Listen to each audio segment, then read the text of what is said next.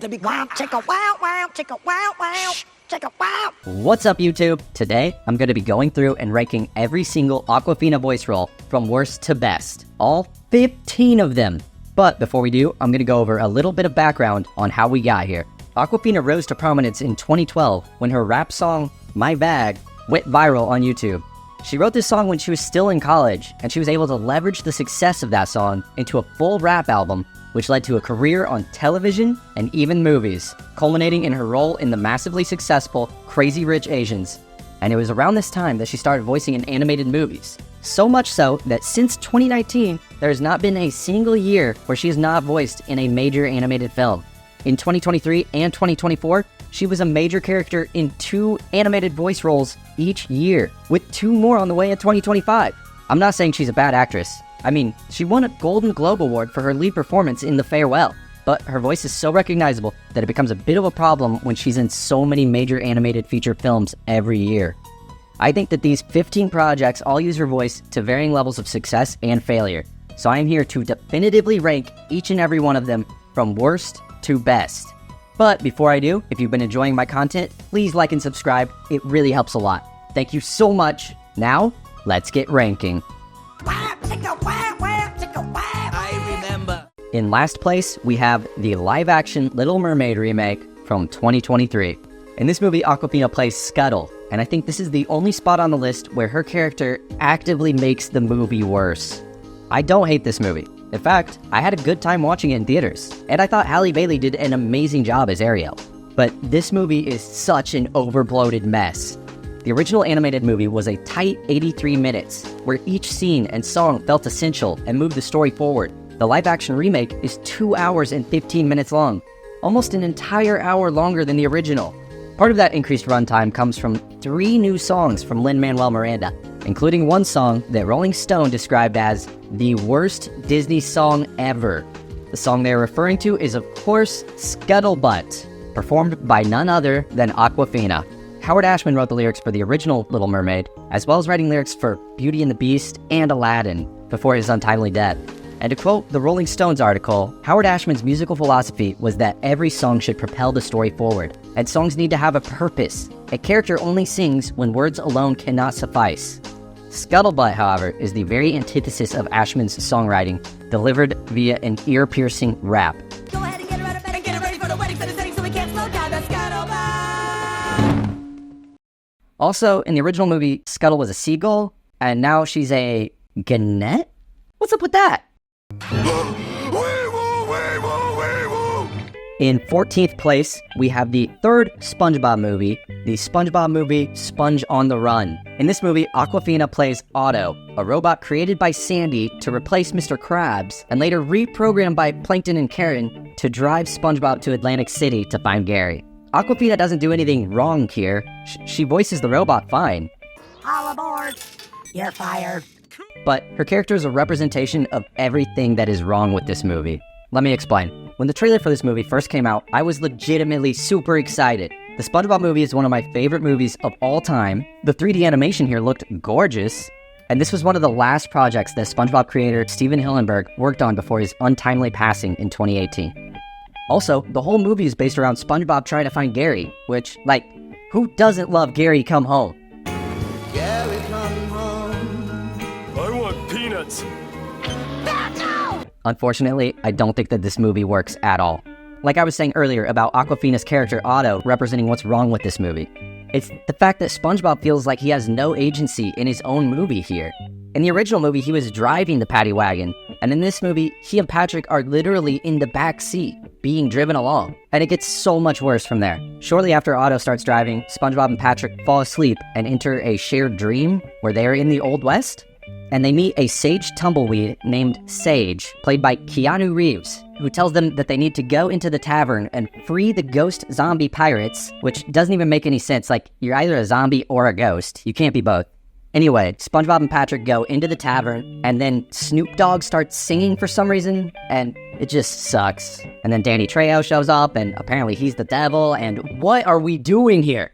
Anyway, SpongeBob and Patrick accidentally kill Danny Trejo, and we are finally out of that god-awful dream sequence. And Keanu Reeves is still here? Why? So now SpongeBob and Patrick are in the backseat to both Awkwafina and Keanu Reeves for some reason. But they finally make it to Atlantic City, and Keanu gives them some final wisdom. Just kidding. He comes back like 5 more times. And he tells SpongeBob exactly what to do each time. The only character motivation in this movie is Keanu. I'm not joking. But yeah, that was literally the last time we see Awkwafina's character in the movie. I have no idea why her character was in this movie. There was no payoff. Also, in the movie's climax, they rewrite every character's backstory so that they all met as kids at camp, and it's all just a big ad for the new show, Camp Coral, and I'm sorry. I have so much more I could say about this movie, but it has nothing to do with Awkwafina. She was fine. I gotta move on. Don't go anywhere. Go anywhere. Go! Okay, so at lucky number 13, we have The Simpsons. Awkwafina guest starred in season 30, episode 18, Bart versus Itchy and Scratchy, and I'm gonna briefly describe the episode before discussing Awkwafina's involvement. The episode opens up with Krusty the Clown unveiling a new female reboot of Itchy and Scratchy, and all the boys are pissed. And Bart even says this: "They've ruined my childhood." Your childhood is currently happening. That's how I know. And this is a pretty funny commentary on the female Ghostbusters reboot and the fan backlash from 2016. And what year did this episode come out? 2019? Oof, that's a little late. Anyway, Bart and his friends all vow not to watch the new show. But Bart wanders upstairs where Lisa is watching the new female Itchy and Scratchy, and he sees female Itchy cut off the head of female Scratchy and then perform the Anna Kendrick Cup song from Pitch Perfect with the decapitated cranium of a cat, and he loses it. Bart gets bullied for laughing at a girl cartoon, and he ends up hiding in the girls' bathroom, where he meets up with the vigilante feminist group known as Bossy Riot. This group is composed of 3 young women, voiced by Awkwafina, Nicole Byer, and Chelsea Peretti, all of whom are hilarious comedians, and sadly have no funny lines in this episode. You tell anyone about this, you're canceled. Charlie Rose canceled. This episode continues on with Bart joining Bossy Riot and painting the town pink, but I don't think they dig any deeper than just referencing common feminist and anti-feminist tropes of the time. So, what's up, my fellow ruthless Bader Ginsburgs? What's on the agenda for the evening? Also, she played a Canadian doctor like 2 episodes later, but please don't make me talk about that. Sir, you're in Canada now, where your healthcare is free! You mean if he finds out? If is good. I hope you people are happy. I watched If for you. Awkwafina had her own character poster, so I watched the whole movie, and she only had like 2 lines. Seriously. It's okay. I just started falling apart. Pop, because, well, sometimes when I get nervous, oh dear God. That was all of her lines in the whole movie right there. Even at the end of the movie, there's this whole montage where the imaginary friends are reunited with the kids who imagined them all grown up. But no Awkwafina, no Pop, no Bubble. Nope. Why would they? Why would they, you know? Anyway, this movie is a much worse version of Foster's Home for Imaginary Friends. And how dare they? Shame on you, John Krasinski. At number 11, we have Storks. Storks came out in 2016 and is the first animated movie to feature Awkwafina. So you have this movie to thank for this list, good or bad. I don't have too much to say about this one. This is a very fun, silly movie directed by Pixar animator Doug Sweetland, who created one of my favorite Pixar shorts, Presto. Anyway, Awkwafina has a very minor role as one of the flightless birds, Quail, with only a couple of lines. I'm fouling. But she totally quailed it. Oh, brother, this guy stinks! Breaking into the top 10, we have the Angry Birds movie 2, where Awkwafina plays Courtney. Now, I think this movie's super funny. It's even directed by Thurup Van Orman, who created The Misadventures of Flapjack, so you know the jokes are hilarious and unhinged.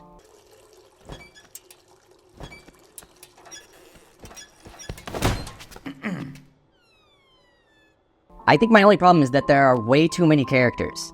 While the first movie mainly focused on Red and his 2 friends, Bomb and Chuck, 3 characters, the second movie has 7 characters in the main group, as well as a group of new villains, and a whole side plot about baby birds chasing eggs. Awkwafina plays Courtney, who is a pig assistant to King Leonard, and on the official Angry Birds website is described as being a typical entitled millennial who spends more time texting on her phone and listening to music than actually working. Hashtag relatable. Hahaha. At number 9, we have Kung Fu Panda 4. I think this is probably the worst of the Kung Fu Panda films, but it's not a bad movie at all. There are a lot of fun fight scenes, like the one in the tavern on top of the mountain, and I really like the side plot with Po's two dads working together to help Po. Mr. Ping is a treasure. I love him. Protect this goose at all costs. I also really like this drunk sailor fish that lives inside of a pelican's mouth. Whoa, that guy. He drinks like a fish. Should he be driving? He's awesome. And the villain, the chameleon, has really cool powers, with the ability to transform into all of Po's previous enemies. But her backstory's very flimsy. Apparently she was rejected from every kung fu school for being too small, which doesn't really make any sense when we have Mantis in the first 3 films. I almost feel like they would have been better off just keeping her backstory a secret and making her an agent of pure chaos and evil. Anyway, on to Awkwafina's character. She plays Jin, who's a very typical sly fox character. She's caught by Po when trying to rob the Jade Palace, but he later frees her when he needs her help to find the chameleon. They grow close along their adventures, and Po learns that she is also an orphan. Whoa, you're an orphan? So am I. You're an orphan. Of course, I'm an orphan. They make it to the chameleon. She double-crosses Po. As it turns out, she's been working for the chameleon the entire time, and she later double-crosses the chameleon to save Po and defeat the chameleon together.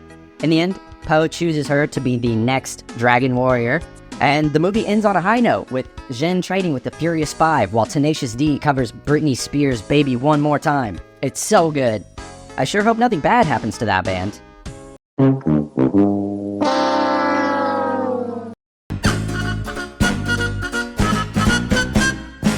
At number 8, we have The Dark Crystal: Age of Resistance.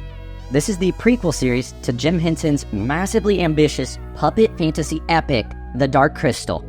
In this series, Awkwafina plays one of the Skeksis, specifically Skeklak the Collector. Content warning because the Skeksis are disgusting, and Skeklak is the most disgusting of all of them. She's covered in massive pustules and is constantly oozing and snotting. It's so gross. Anyway, I think that Awkwafina's deep, raspy voice is a great fit for the Skeksis, and she does a fantastic job with this performance. Also, spoiler alert, she blows up in the end. That wasn't so bad.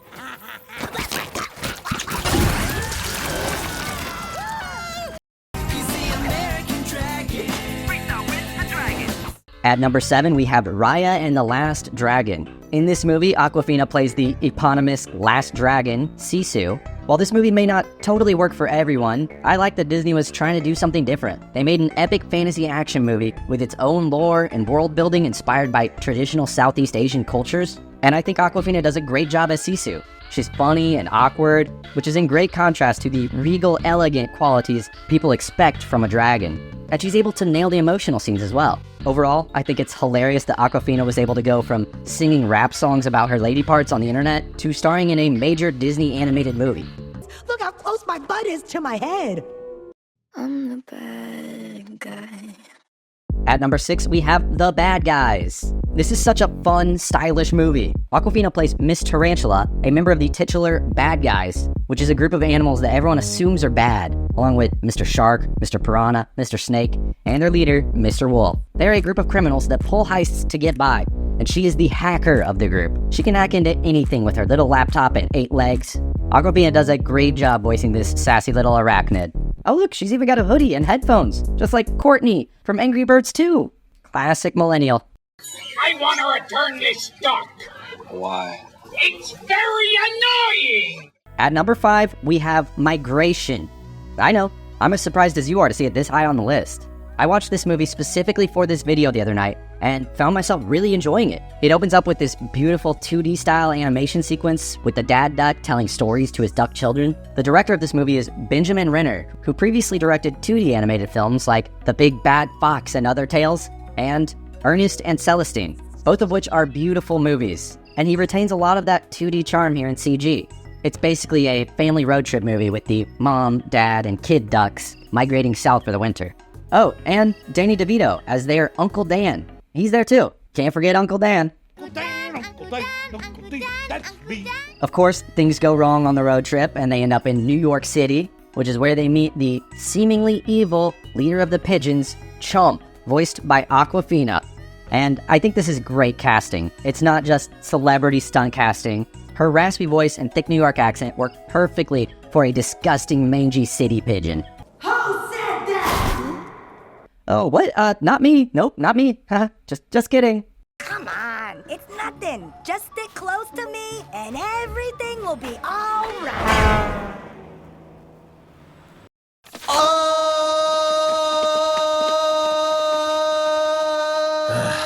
At number 4, we have the Cartoon Network classic, Regular Show. The Season 7 episode, Hello China, guest stars Awkwafina as Apple. And I'm pretty sure this is the first animated character she ever voiced. So if you have a problem with her being in so many animated projects, blame Mordecai and Rigby. Mordecai and Rigby! This is a really great episode. Feeling dissatisfied with life, Benson takes a free trip to China for 1 month in exchange for teaching English as a second language over there for the month. Meanwhile, Rigby is failing his foreign language classes here in America, so he decides to sneak along with Benson so he can get his foreign language credit in English over in China, which is brilliant. They make it to China, and Benson starts teaching his class, and they've already chosen their English names. So we get this amazing moment. Kobe. Present. LeBron. Present. Apple. Present. Rigby. Rigby is obviously a huge distraction to the class, and the whole class all start talking like Mordecai and Rigby instead of learning proper English. LeBron, I told you to put that phone away! Stop talking! Benson is told that if his class doesn't impress at their final exam, the organization will not pay for Benson's flight home, and he will be essentially trapped in China. Rigby overhears this and decides to pull an all-nighter with the other students in order to help Benson and prove that he's not a total slacker. At the big final exam, Rigby and the other students perform a rap musical, going over all of the proper English and slang that they've learned in Benson's class. Our history, you see, is study only for a test. No biggie, but like our music, no, we need a rest. Slang is I, my straight up chillin', swag is killin', street talk and it's tight. And it totally makes sense why they cast Awkwafina for this role. As an Asian American rapper, she nailed the role, and it definitely led to a lot more voice acting opportunities down the road. Also, Regular Show is pretty famous for having rapper guest stars. They even had Tyler the Creator and Childish Gambino in an episode. Let's comment on the scene. You step to me and you're gonna get cream. Corn. Keep the change, you filthy animal. Now, in the top 3, I'm going to talk about a show that many of you may not have ever heard of before. That being HBO's Animals. This show is unlike any other show that I've ever seen before. It was created by Phil Matarese and Mike Luciano. And when I say they created the show, I mean they literally wrote, directed, animated, and voiced every episode of this show from their own apartment. And it's on HBO? Each episode features Phil and Mike voicing 2 animals around the city. It's basically like watching an animated podcast, as Phil and Mike talk to each other as animals, and wild stuff happens all around them. And there are celebrity guest voices in every episode. Awkwafina guest stars in the final episode of the series. So I'm gonna go over the episode real quick and explain why she's great in the role. So right off the bat, Phil and Mike are rats hosting a music festival called Rochella, inspired by their love of Wayne's World 2. All the animals are lining up to get in, and we meet Sherman Tort Reform, a sheltered Amish turtle who is out on Rumspringa, played by Tatiana Maslany. And yeah, I'm not touching that one. There, she meets Annie, a bunny played by our girl Awkwafina. She was trying to sell counterfeit tickets, but after learning that Sherman is Amish, she decides to look after her and make sure she gets into the concert okay. Annie is a crass New York hipster in a beanie and glasses, and it's just basically Awkwafina as a rabbit. I'm gonna wait online with you to make sure you get in and don't immediately get attacked and die because, let's face it, you need someone. Phil and Mike are already tired of the hard work of running a music festival, so they decide to just open the gates and let everyone come in and do whippets. Then we meet the dog Tim, who is apparently the only security guard that Phil and Mike hired for an entire music festival of thousands of animals. Then we are introduced to our first musical act, who is Moby as a pig, and we get this stellar animated music video as Moby sings an original song. Then we meet a troublemaking gang who go by the name Wayward Sons, and whose leaders are a wolf named Psycho and a flamingo posing as a hawk, who are dating, I guess. Oh, you're smart. I can't believe I'm dating a wolf. I can't believe I'm dating a wolf. Annie gives Sherman her first beer, and she chugs it and is instantly wasted. I just want to kiss your sweet little paw. Sherman, you gotta ask me if you can kiss my paw. You know, people cut these off, keep them on keychains. Give it. Then the band Dinosaur Jr. sings a fun song, and we're treated to another unique animated song sequence. Phil and Mike are freaking out because their next band is late and no one is on stage, so they send Tim, the security dog, out to do comedy, and he kills it. You guys like frisbees? What's up with those things? Meanwhile, the wolf and hawk are setting up nefarious devices all over the musical festival. Then Annie, takes the stage and starts rapping about her new friend, Sherman. Hey everybody, what's up? Sherman, I'm not sure you're a man, but I am sure that you're surely my friend. All the animals crowd surf Sherman up to the stage, and Sherman announces that she's extending her Rumspringa indefinitely, and then Annie and Sherman make out. Remember when you got drunk and kissed my hand and called me baby? Yeah, baby. You wanna kiss my face? Just then, the Wayward Sons enact their plan, which is actually just to inflate a bunch of giant Jim Carrey balloons. Because a few episodes earlier, there was a whole trial between Jim Carrey and Adam Sandler over who the funniest actor is, and it's a whole thing. There was this huge trial between Jim Carrey versus and Adam Sandler. It's like the trial of the century. I know. All the animals start fighting over who the better comedian is, and a riot breaks out. So Phil and Mike decide to bring out their headliner, Donna Lewis, singing I Love You, Always Forever. And this causes all the animals to stop fighting and come together. And as the song plays, we see a bunch of characters from previous episodes of the show. And then the humans send a nuke to wipe out the animals. A blue orb turns the nuke into a sentient child named Nuke Mike. And the animals send Nuke Mike back at the humans, thus wiping out humanity. The end. No questions, please. Punched me in the boob. Prepare to die, obviously. In the number 2 spot, we have Tuka and Birdie. Fittingly, the second episode of Tuka and Birdie. If you haven't seen this show before, but think that it looks familiar, that's because it was created by BoJack Horseman's lead character designer, Lisa Hannibal. But that's about where the similarities end. Tuka and Birdie is a much more absurdist and cartoony, and generally more lighthearted show than BoJack. Also, this second episode was directed by Aaron Long, who some of you may know from his show Sublo and Tangy Mustard. In this episode, Birdie is trying to get a promotion at work, but she is sexually harassed by her coworker Dirk, who makes a comment about her tight sweater.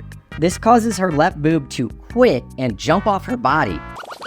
No, absolutely no. I will not with this shit. I am finished. I'm finished. Gross. Yep, Awkwafina literally plays a sentient boob, and that is the number 2 spot. It's so good. Later that night, Birdie's breast returns home after a night of heavy drinking and hangs out with Tuka on the couch. The cartoon boob explains to Tuka everything that Birdie is going through at the office, so Tuka takes a temp job at the office to help her friend out. Hey, this is gonna be better than the time I popped out at the water park. Ah, yeah. What hell? Look at me now! Get away! They're children here! Oh, Timmy, no! Look away, sweetie! Look away! The next day, Birdie's boob is back on her body, but she's sagging as she's severely hungover. Sadly, that's all we get of Awkwafina's character for the episode, but the episode continues on hilariously, and Tuka helps Birdie get that promotion by the end of the episode. This show nails some of that feminist humor that the Simpsons episode sadly failed at earlier in this ranking, commenting on the realities of being an adult woman in the workplace instead of just using buzzwords and feminist puns. That's the alarm that sounds when no women have spoken out loud for 3 minutes. It is a great show, and if you haven't seen it before, I highly recommend it. Oi, Huey. Homelander done killed me wife and took me bloody son. Womp womp. And in the number 1 Best Awkwafina voice performance, we have the Boys Diabolical episode BFFS. I had never seen this before starting this project, and I was shocked. It was funny and awkward. It was cute and gross. It was the perfect Awkwafina project, which makes sense because she wrote it. Basically, Awkwafina plays Sky, who is the new kid in town, and she's hanging out with two mean popular girls because she doesn't have any friends. And they make her get into a drug dealer's car to, buy some grass for them. Sky and the drug dealer make some awkward conversation. You know, I don't really like the beach too much. Sand gets in my butthole. Motherfucker! Before wrecking into an aquatic pet store. After the wreck, Sky spots what she believes to be a vial of Compound V, which is the stuff that gives people superpowers in the boys' universe. She grabs it and her little baggie of green and gets out of there. And we are greeted with our title card, a very cute BFFs. The teens are back at the house smoking a J, and Sky tries to tell them about the V. I have to tell you something. If you have to poop, just go to the backyard like last time. Wait, what? That is so mean. Anyway, Sky heads back to her cozy little room and decides to drink the V. Fuck it. Oh, yeah. She doesn't feel anything at first, but when she wakes up in the morning to go to the bathroom, she hears a voice coming from her stomach. And then...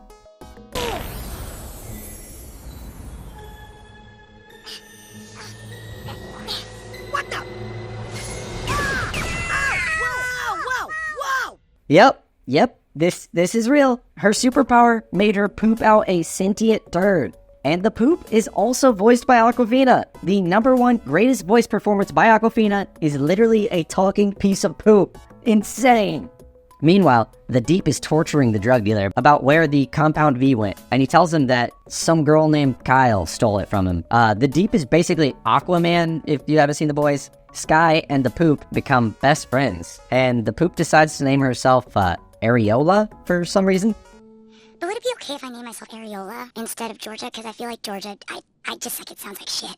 Eventually, the Deep finds them and takes them back to Vought headquarters. In a briefing room, a Vought executive hands Sky a check and tells her to leave and never talk about what happened here. But Sky rips up the check and heads back in because Areola is her friend. She busts the scientist over the head with an iPad and rescues her little poop friend. She flushes Areola down a toilet for her to escape and promises to come find her. Oh my god! Oh, I'm sorry, sir. I was just here taking a shit. Later, she heads down into the sewer and finds her little friend Areola. I didn't know if you'd come. Of course I'd come. That's what friends do. But the Deep finds them down there and threatens to fight them to get that little poop back to Vought. But Areola tells Sky that she does have superpowers, and Sky finally activates her powers. Rise up, my turd friend! Holy she can control poop! That's her superpower! She might be one of the most powerful superheroes in all of fiction. Wherever there are people, there's poop. It's basically an unlimited resource. Unless you've just had a colonoscopy, you're full of this stuff. She could take down Thanos by herself, easily. Forget the Avengers. We just need Awkwafina and her poopy army. This is incredible. The episode ends, and Sky now has a whole room full of little poopy friends, which is so disgusting, but also weirdly cute. I don't know, I'm conflicted. And that's my ranking. Like I said in the beginning of the video, I think that Awkwafina is a talented actor, but I think that she has also totally oversaturated the market when it comes to animated movies. And people are a little tired of hearing her in every single movie. Not to say that she still can't be used to great success, as I loved her recent performance in Migration. What do you guys think of my ranking here? Let me know in the comments below, and let me know what other kind of videos you'd like to see from me. I read each and every comment, so your feedback is greatly appreciated. If you made it this part of the video and you haven't already, please like and subscribe. Thank you all so much. I'll see you in the next one. Goodbye!